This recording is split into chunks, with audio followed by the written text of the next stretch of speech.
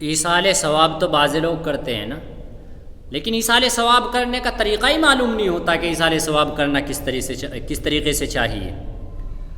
بعض کھانا کھلانے کو ہی ایصال ثواب سمجھتے ہیں، بعض سمجھتے ہیں کہ بس کھانا کھلا دیا جائے، دعوتیں کر دی جائے، مکوڑے پکوڑے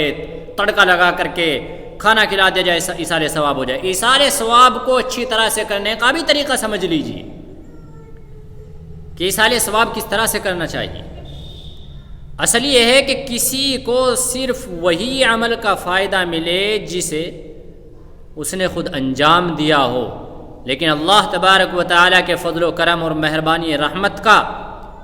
تقاضا ہوا کہ ایک مومن کے نیک عمل سے دوسرے مومن کو بھی فائدہ پہنچے، جس کے ذریعے ایمانی دوستی، بھائی چارگی، حمایت و تعاون اور الفت و محبت کا اظہار ہو۔ اور قرآن کریم میں بھی اللہ رب العزت ارشاد فرماتے والذین آمنوا واتبعہم ذریتہم بایمان الحقنا بہم ذریتہم، اور وہ لوگ جو ایمان لے آئے اور ان کی اولاد نے ایمان میں ان کی پیروی کی، ہم نے ان کی اولاد کو ان تک پہنچا دیا اور ان کے عمل میں سے کچھ بھی کمی نہیں۔ کیا بات ہے! اس آیت میں بتلایا گیا کہ باپ کے نیک عمل کا فائدہ اس کی اولاد کو بھی ملے گا، اس کے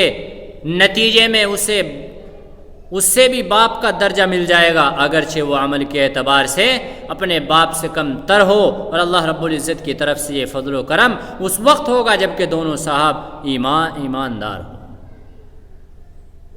اور حدیث میں ہے کہ ایک صحابی کے ذمے اللہ کے نبی صلی اللہ علیہ وسلم نے ارشاد فرمایا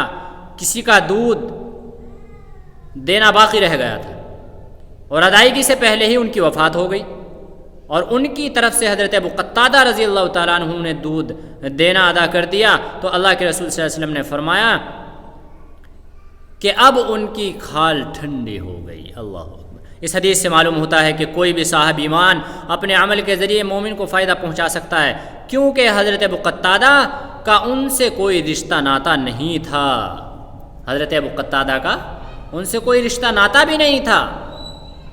تو ایصال ثواب کرنے کا جو طریقہ ہوتا ہے پراپر اور مکمل طریقے سے ایصال ثواب کرنا چاہیے۔ اب ایصال ثواب کی اور بھی بعض قسمیں ہیں، بعض کنڈیشن ہیں کہ ایصال ثواب وہ جان سے بھی ہوتا ہے، مال سے بھی ہوتا ہے، وہ عبادت کے ذریعے سے بھی ہوتا ہے، وہ کس طریقے سے ایصال ثواب کیا جاتا ہے، اس کی تفصیل بھی انشاءاللہ تعالی